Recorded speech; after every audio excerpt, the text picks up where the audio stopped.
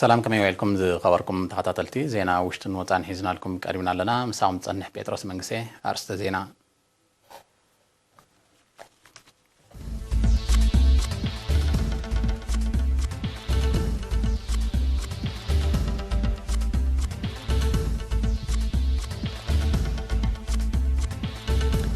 منستر فوزي هاشم نيرتراين نبرت سياتل انكبابيان سمينار أكايدا أبعقروا فيستيوال قريبو زولو مدبات كلو عدنا غوت نقاريان رخيبون أو نزابع عدغيح نوهابتا أقول قلو توريزم أستمرتو هايبون منقست جادا بمبرق عوشنا هاقور هوتوس نايوان حدقا دنقاقي عويجون أبي متاوغو جبل طارق تعاقيتات صنحت مركب إيران كابت كبابي كم زوطة تقريتون أبا أفغانستان بشبرا ومتقعدي بوحود سوسان سلستن سبات تقاتينهم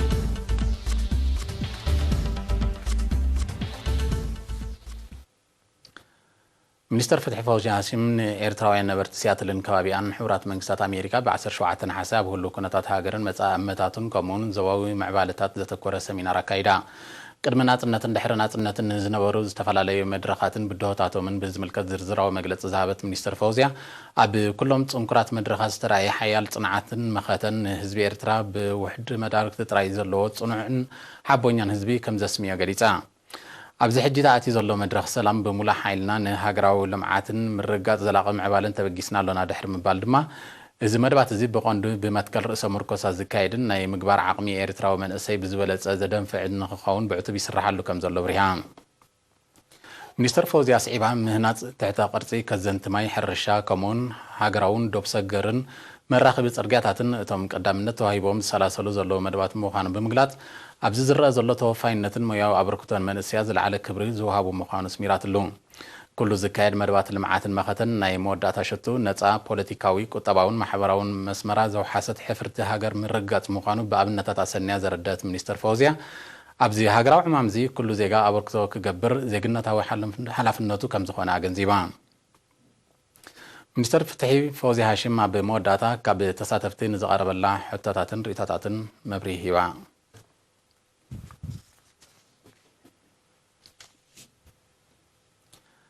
هاجراو فستيفال كلتشان عصر جعتن بهالي صناعات بزبل تيما بعصر شدشان حاسة كم تغافتا الزكاريو أب مدبات قلعن مريت مشتان مصحفتن زتكورة صبطاب غازتينياتات عزيب برهانن ساميال حبتا ميكائيلن عزيب برهانن كتغربايا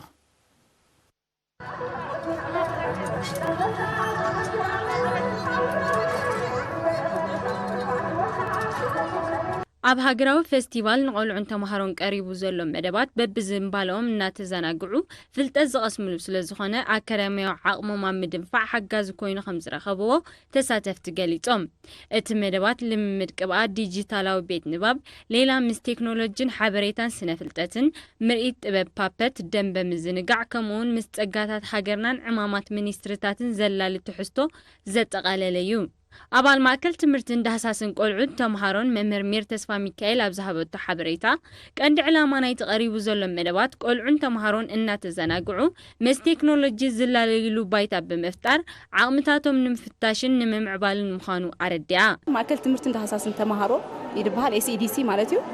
زازلنا يكفلها ديجيتال لايبراري ناي SEDC بارتيا مالتيو هجي أبزا لايبراري زيا نيتورك دخونا كمبيوتر سالوا كاب سيرفرز نجبا رورا ديجيتال لايبراري خاطر نحن ويب سايت يعني نعاندا وسخنا إنا نخيد إذن أماكل بيلن تزرق حند الوخا نيتورك زي بيلن بعدنا داتا ندات عنا نخيد مالتي بناتهم طلب كا نسوم زطلبوا ندات عنا إنا نخيد مات بحفشا قاليو حجز زي اللي خو نخيد إذن ندلنا يبنامو بتناتهم طلب كا نسيرفر أدقيرنا نخلو كم زرق حنجبر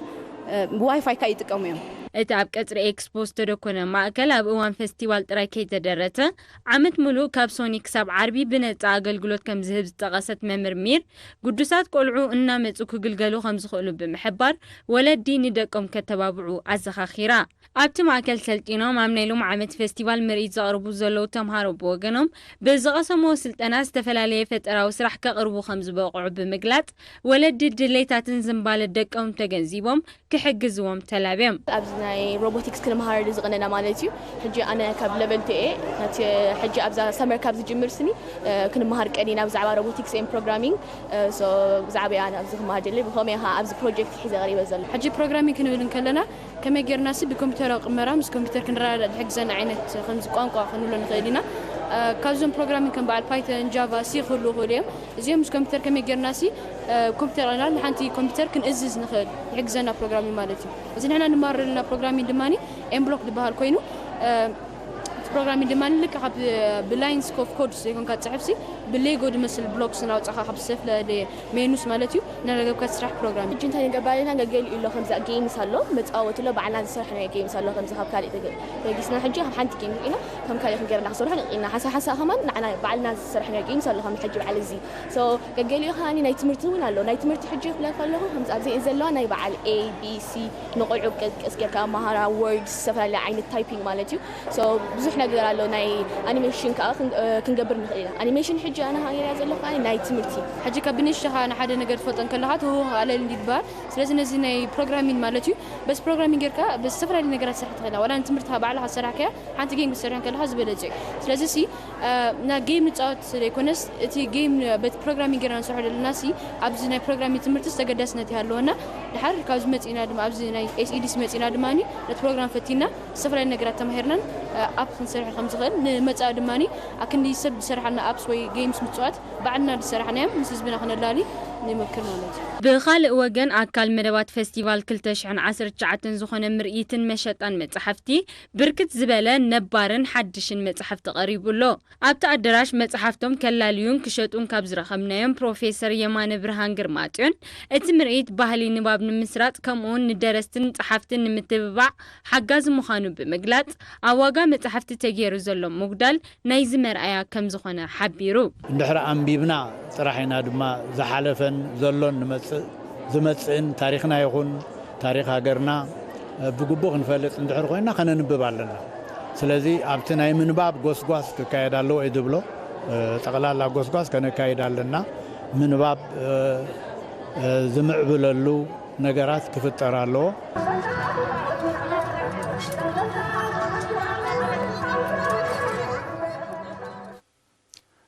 ኣብ ንዞባ ዓዲ ቀይሕ ንወነንቲ ትካላት ወሃብቲ ኣገልግሎት ቱሪዝም ኣብ ኣገዳስነት ምርግጋፅ ፅፉፍ ኣገልግሎት ዘተኮረ ኣስተምህሮ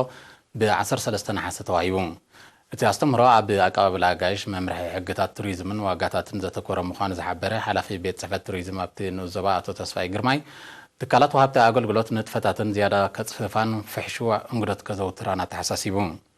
ኣብ መደበር ፖሊስ ዓዲ ቀይሕ ሓላፊ ምክልኻል ገበን ኣቶ ተስፋ ኣለም ይርጋ ኣለም ብወገኑ ትካላት ብሕጊ ተማእዚዘን ክነጥፋ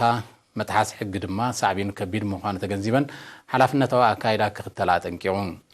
ተሳተፍቲ ድማ ንኣገዳስነት ዝተዋህቦም ኣስተምህሮ ብምጥቃስ ተኣንገቲ ንምዕጋብ ከም ዝፅዕሩ ኣረጋጊፆም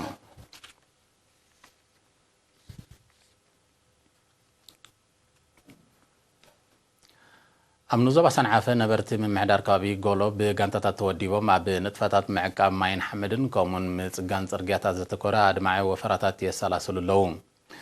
ንሳቶም ኣብ ዝሃቦ ሓበሬታ ከባቢኦም ኣጻድፍን ሽንጭሮታትን ዝበዝሖ ብምዃኑ ንፍግረ መሬት ዝተቃልዐ ስለ ዝኾነ እቲ ዝዓምዎ ዘለዉ ስራሕ ነቲ ዝተባሕጎገ ብምፍዋስ መሬት ሕርሻ ንምስፋሕን መበቆላውያን ኣግራብ ንምስሳንን ዝዓለመ ምዃኑ ገሊፆም ኣብ ዝሓለፈ 7 ዓመታት ዘሰላሰልዎ ኣብ ምዕቃብ ሓመድን ማይን ዘተኮረ ወፈራታት ኣብ ምርጋእ መሬት ልዑል ውፅኢት ከም ዝረኸብሉ ዝሓበሩ እቶም ወሃብቲ ርኢቶ ኣብቲ ዕማም ዝረአ ዘሎ ውህደት ካልእ ፀገማቶም ኣብ ምቅላል እውን ክቕፅልዎ ምዃኖም ተላብዮም ካብ ከተማ ሰንዓፈ ንሸነኽ ምብራቕ ኣስታት 12 ኪሎ ሜትር ርሒቓ እትርከብ ምምሕዳር ከባቢ ጎሎ ንዓድታት ጎሎ ማልሒ ዲዳግ መርበድን ኣጋራን ትጥርነፍ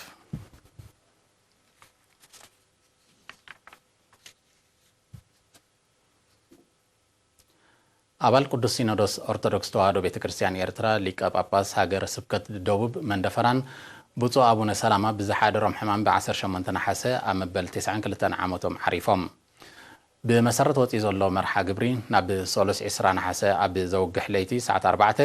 ኣብ ርእሰ ኣድባራት ደብረጽዮን ቅድስት ማርያም ቤተ ክርስቲያን ጸሎት ፍትሓት ምስ በጽሓሎም ስነ ስርዓት ቀብሮም ኣብቲ ዕለት ሰዓት 2 ድሕሪ ቀትሪ ኣብ ገዳም ደብረ ሲና ቅድስት ማርያም ክፍጸም ምዃኑ ቅዱስ ሲኖዶስ ኣፍሊጡ ኣሎ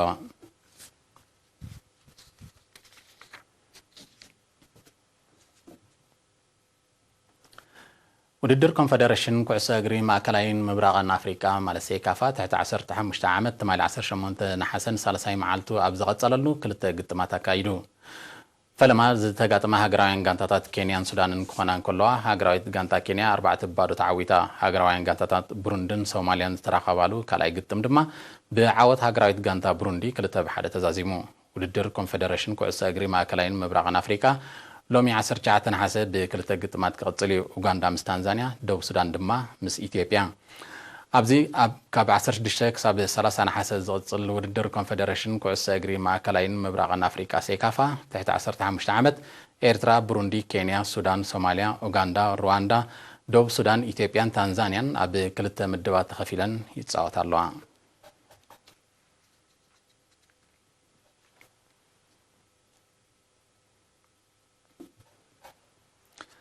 ዝስዕብ ዜናታት ወጻኢ ደጊምና ንምክትታልኩም ብኽብሪ ንዕድም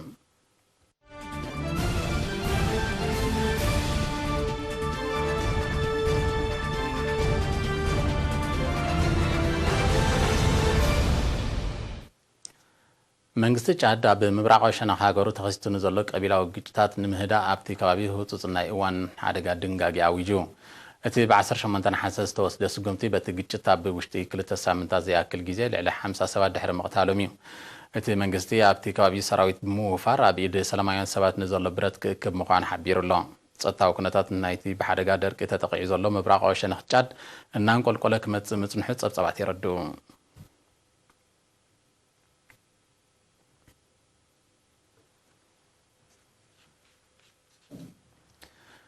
ንልዕሊ 40 መዓልታት ኣብ መጻበቦ ጀበል ጣርቕ ተዓጊታት ጸንሐት ነዳዲ ዝጸዓነት መርከብ ኢራን ትማሊ 18 ናሓሰ ካብቲ ከባቢ ከም ዝወፀት ተቓሊሑ ምምሕዳር ግዛት ጀበል ጣርቕ እታ መርከብ ክትልቀቕ ድሕሪ ቅድሚ 3 ድሕሪ ምውሳን እያ እታ መርከብ ክትንቀሳቐስ ተፈቒዱላ እንተኾነ ናበይ ገጻ ከም ትጓዓዘት ዝጠቅስ ሓበሬታ ዘጊት የለን ምምሕዳር ግዛት ጀበል ጣርቕ እታ መርከብ ንኣህጉራዊ እገዳ ብምጥሓስ ናብ ሶርያ ዘቐንዐ ነዳዲ ጽዒና ምንባራ ብምኽሳስ እኳ ዓጊትዋ እንተጸንሐ ጽዒናቶ ዝነበረት ነዳዲ ናብ ሶርያ ከም ዘይኮነን ናይ ጽሑፍ መረጋገጺ ካብ ሰብ መዚ ኢራን ድሕሪ ምርካብ እዩ ክለቃ ወሲኑ ኣሜሪካ እታ መርከብ ክትዕገት እኳ ክትጽውዕ እንተጸንሐት ምምሕዳር ግዛት ጀበል ጣርቕ ግና ብኤውሮጳዊ ሕብረት ጥራይ ከም ዝእዘዝ ብምሕባር ነቲ ጻውዒት ነጺግዎ ምልቃቕ ናይታ መርከብ ኣብ መንጎ ኢራንን ብሪጣንያን ንዝጸንሐ ዲፕሎማስያዊ ዘምቅዳው ብኸፊል ክህድእ ከም ዝኽእል እኳ ይግለጽ እንተሎ ኣብ ጸጥታዊ ኩነታት ወሽመጥ ዓረብ ዘምጽኦ ለውጢ ኩሉ ከም ዘይክእል ግና ይሕበር ሃገራት ምዕራብ ጸጥታ በቲ ማያዊ ኣካል ዝካየድ ንግዳዊ ንጥፈታት ንምውሓስ ብዝብል ምኽንያት ልፍንታዊ ወታደራዊ ሓይሊ ንምቋም ይሻባሸባ ብምህላውን እቲ ወጥሪ መሊሱ ከይዓርግ ስጋት ኣሎ እስራኤል ኣብቲ ልፍንታዊ ሓይሊ ከም ትጽንበር ድሕሪ ምሕባራ እቲ ከባቢ ናብ ውግእ ክሽመም ከም ዝኽእል ኢራንን ኢራቅን ምጥንቃቐን ኣይርስዓን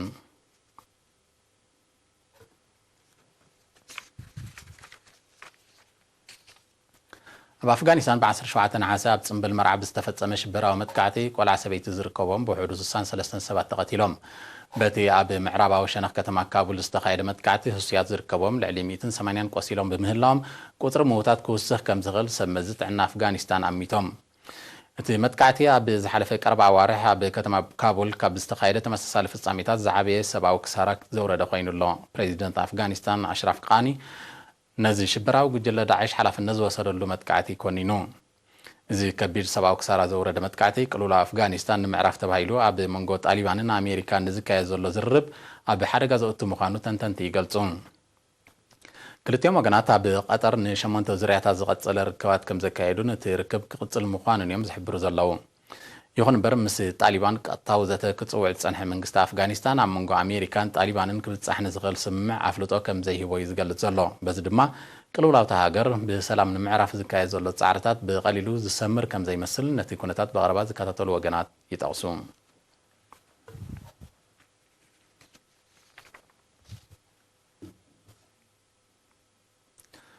ኣብ ዲሞክራሲያዊት ሪፐብሊክ ኮንጎ ተላቢዑ ዘሎ ሕማም ኒፍዮ ኣብ ውሽጢ 7 ዋርሕ ጥራይ ልዕሊ 2700 ሰባት ከም ዝሞቱ ጸብጻባት ጥዕናታ ሃገር ሓቢሮም እቲ ኣሃዝ ኣብታ ሃገር ኣብ ውሽጢ 1 ዓመት ብሕማም ኢቦላ ካብ ዝሞቱ ሰባት ቁፅሪ ከም ዝዓቢ ዝሓበሩ ሰብ መዚ ጥዕና ዲሞክራሲያዊት ሪፐብሊክ ኮንጎ ንምክትኡ ሰፊሕ ዘመተ ክታበት ይካየድ ከም ዘሎ ፍሊጦም ብመሰረት ጥዕናዊ ሓበሬታት ሃገር ካብ ወርሒ ጥሪ ክሳብ ወርሒ ሓምለ ናይ 2019 ኣስታት 150,000 ሰባት ብሕማም ኒፍዮ ከም ተለኽፉ ተፈሊጡ ኣሎ ኣብ ዲሞክራሲያዊት ሪፐብሊክ ኮንጎ ኣብ ወርሒ ነሓሰ ናይ ዝሓለፈ ዓመት ዳግማይ ብዝተላብዐ ሕማም ኢቦላ ናይ ዝሞቱ ሰባት ቁፅሪ ኣስታት 900 ከም ዝበፅሐ ጸብጸባት ውድብ ጥዕና ዓለም ምሕባሮም ኣይርስዓን። ኣብታ ሃገር ተኸሲቱ ዘሎ ጸጥታዊ ስጋት ነቲ ሕማማት ንምግታእ ንዝካየድ ጻዕርታት ብኣሉታዊ ይጸልዎ ብምህላው ቁፅሪ ግዳያት ክዛይድ ከም ዝኽእል እዩ ዝእመት።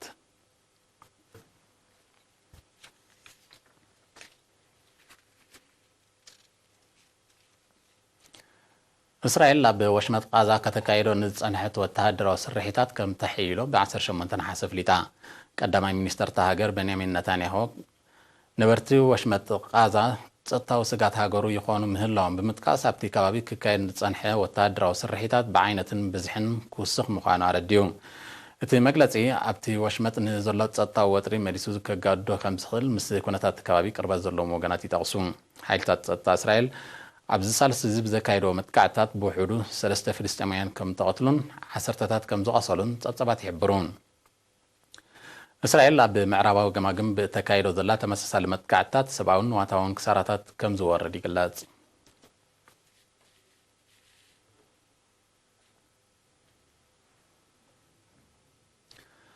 ኣብ ሻውላት ዳካር ርእሰ ከተማ ባንግላዴሽ ኣብዚ ሳልሲ ህዝብ ዘጋጠመ ሓደጋ ባርዕ ከቢድ ንዋታዊ ክሳራ ከም ዝወረደ ማዕከናት ዜና ቃሊሐን። በቲ ዛጊድ ጠንቁ ዘይተነጸረ ባርዕ ብውሕዱ 15,000 መንበር ኣባይቲ ከም ተቓጸለ ከም ሳዕቤኑ ድማ ልዕሊ 50,000 ነበርቲ ብዘይ መጽለሊ ከም ዝተረፉ መንግስታዊ ምንጭታት ባንግላዴሽ ሓቢሮም። እቲ ሓደጋ ድሕርቲ ኣብ ዝሓለፈ ወርሒ ለካቲት ኣብ ከተማ ዳካ ዘጋጠመን ህይወት ልዕሊ 80 ሰባት ዝቐዘፈን ሓደጋ ባርዕ ዝዓበየ ክሳራ ዘውረደ ምዃኑ ጸብጸባት ይጠቕሱ። መንግስቲ ባንግላዴሽ በቲ ሓደጋ ንዝተመዛበሉ ሰባት ኩሉ መዳያዊ ደገፍ ከም ዝገብር ኣፍሊጡ ኣሎ። እቲ ባርዕ ድሕሪ ናይ 6 ሰዓታት ሓያል ስርሒት ኣብ ትሕቲ ቁፅጥር ክውዕል ከም ዝኸኣለ ተገሊጹ።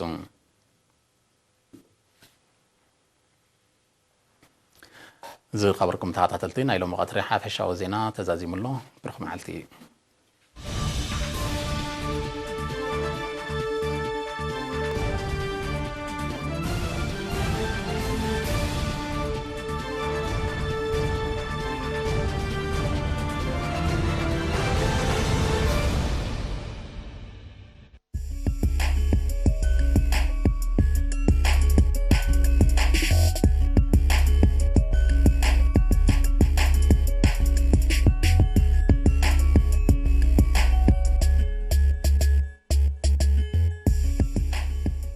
سلام كم يصنعكم كبرات عزبت علتاوي زينا سبورت انه زينا زغربلكم ميكائيل حدكم ودرات سيكا فاتحت عصوتو حمشت عامت تمالي سنبت بكلتا صوتاتات قصيل نيرو ستاديوم اسمرا ناي تمالي سنبت نكلتا گطماتو انجيدو فلمان اب ميدا زورد هاغرات كا كينيان سوداننين نزا صوتا ايرتراوان ديانو ادريس محمد ارون قبر كريستوس ميكائيل ايوب يوديت فتونيام دانيوما زن هاغرات كا گطمن قدم مكيادن هاغراو مزامروني تزميرو ابزا گطم كينيا قديمان صار صومال تصايتا تعاوتا زنورت كتكون سودان گن فلامن يمدب صوتا ياكايدا صوتا مسفلمه هاغريت گانتا كينيان صوتا بمقصار مبلع صوتو گرتدا كاب كيفن وانغايا انجيهو بزرغتا شوتا مريحنت كتحسكيلا اما بعسان 4 دون انجيهو كالي شوتو بمصاخو مريحنت كينيا ناب كلت بارو ديبوم تصاوت كينيا متقعتاتهم بمصعاق اندغنا مبعسان 7 دغ اوديرا جوزيف مونالا شوتو مسغابو نعرفتي نصوتا 3 بارو مريحن وطيوم دعر عرفت ابز قصل صوتا سوداناوين نستمزغباهم شتو كسرزو كاتا سرحو كسلطو مايكال انترايزي كونه اما بال 49 دق كيناوي هارل جيل رابع شتو سلازوسخه صوتا بعوت كينيا 4 بارو تزازيمو سيبنا ميرازور ده هاغرات هاغرين غانتاتات بروندين سومالي نيرن ابنا اذا حالف وان زن هاغرات زمزغبو وصيت من سنملكت هاغرات غانتا بروندي نانغاديس ايرتراك لتوحد زرتعت هاغر كتكون سومال كاب بكينيا 3 ترجع منبارا يذكر امنا كن عرفت صوتا بروندي نكعسو صقيتون بمصوات نسومال كفتنوم ترايمم كان وصيتو قام بعسان كرتند كاب اتريتيكا جيني چارمالاين بزرغتا شوتو مرحنا نتقطم حزت درزا شوتو سومالاوين استمزغتون شوتو نكحوي توغايو نصوتا خنا بروحهم بمغيار عرفت قدم كالو صبغت الشوتو كاب نور محمد علي رقيبهم بزخان عرفت بني حبار وصيت حدا بحدا تفلاليوم دعر عرفت بزغصل صوتا صومال عبلاليوم بمغصان برونديا فتنا اتيوم كتقوم لن زي كالو 3 ودات كو اساسو باخينوم كام صوتا بني حبار عود كزازمينا توهله گن تصاوتي صومال بزفصمو طفات بانتيكا فلورين ام بس 9 دقيقه توقعو صوتا بعود بروندي كلته بحدا تزازيموم ግጥማት ሴካፋ 2019 ትሕቲ 15 ዓመት ለምሶን እውን ኣብ ስታዲየም ኣስመራ ብክልተ ጸወታታት ክቕጽል እዩ። በዚ መሰረት ሰዓት 2 ታንዛንያ አንጻር ኡጋንዳ፣ ሰዓት 4 ፈረቓንካ ደቡብ ሱዳን አንጻር ኢትዮጵያ ክጻወታ መደብ ተታሒዙለን ኣሎ። ሃገራዊ ፌደሬሽን ኩዕሶ እግሪ ኤርትራ ናፍቀር ስፖርት ናብ ስታዲየም ኣስመራ ብምምጻእ ደገፎም ክህቡ ዕድመ ኣቕሪብሎም። ክቡራት ተዓዘብቲ ንሎም ዝተዳለወ ዕለታዊ ዜና ስፖርት ኣብዚ ፍጸም። ሰላም